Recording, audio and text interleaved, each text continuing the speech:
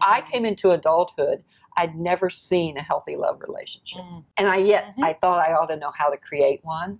And the sad thing was, and this is many, many years ago, when our marriage got in trouble when we went for help, the therapist didn't know how to help. The good news is there is so much information now.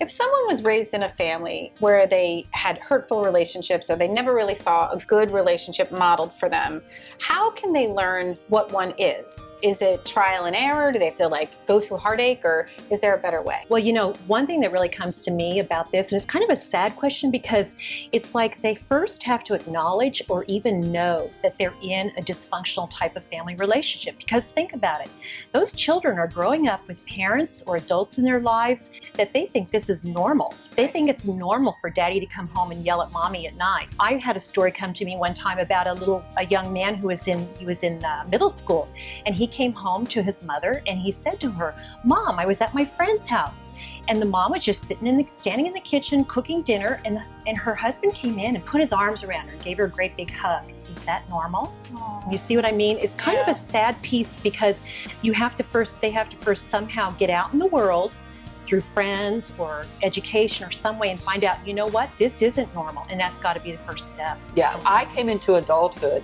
I'd never seen a healthy love relationship. And I thought I ought to know how to create one. And the sad thing was, and this is many, many years ago, when our marriage got in trouble when we went for help, the therapist didn't know how to help. The good news is there is so much information now. I mean, if I'd had almost what we're going to be talking about right now, if I'd known about this or one good self-help book or one good, website, if I'd had any of that, because I often say I'm dysfunctional, but I'm not stupid. Yeah. So, yes, I grew up in a dysfunctional family, but I could learn. And the great news is there's lots of good information out there now. That's right. I think one of the things you can look at is if you're not happy about where you are and what you're seeing. So whether it looks normal or abnormal or however it looks, if it doesn't look the way you'd like for it to look, then you can change something about you. I just remember as a child always wanting more. And when you want more than what you're seeing, whether you see it or not, you just start looking for it. I remember just gazing up to the sky. God, there's just got to be more to life than just this.